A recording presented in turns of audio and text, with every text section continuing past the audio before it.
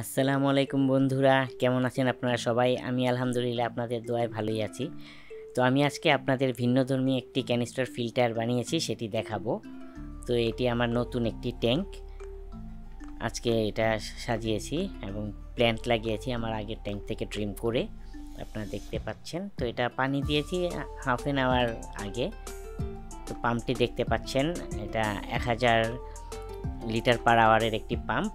এটার সাথে আপনারা আরও ফিল্টারের একটি চেম্বার দেখতে পাচ্ছেন। এটা আমি কিনেছি, এটা 500 থেকে 1000 টাকার মধ্যেই আপনারা পাবেন কোয়ালিটি ভেদে। তো আমি নিচে পাথর দিয়েছি, তারপর স্পঞ্জ, 2-3 ধরনের স্পঞ্জ, সিরামিক রিং এগুলো দিয়েছি।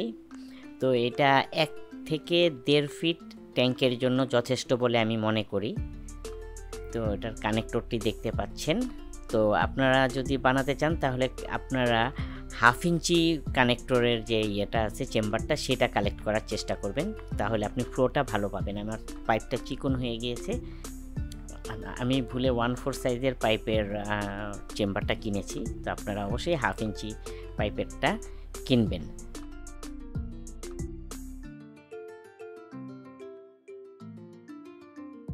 তো আমি বারান্দায় ট্যাঙ্কটি সেট করেছি, আপনারা দেখতে পাচ্ছেন। মোটামুটি ক্রিস্টাল ক্লিয়ার, আশা করি সকালের মধ্যে এটি আরও ক্লিয়ার হবে।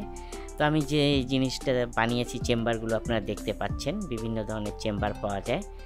তো আপনারা অবশ্যই 1/2 ইঞ্চি মাপেরটা কালেকশন করার চেষ্টা করবেন। আপনারা দেখতে পাচ্ছেন এখানে যা যা ইনস্ট্রুমেন্ট দেওয়া আছে এগুলো দেখে কিনবেন, এবং একটু বড় সাইজেরটা কেনার চেষ্টা করবেন, যেটার হাইট হচ্ছে 10 থেকে 12 ইঞ্চি।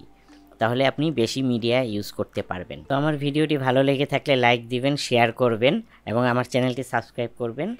তো আল্লাহ হাফেজ।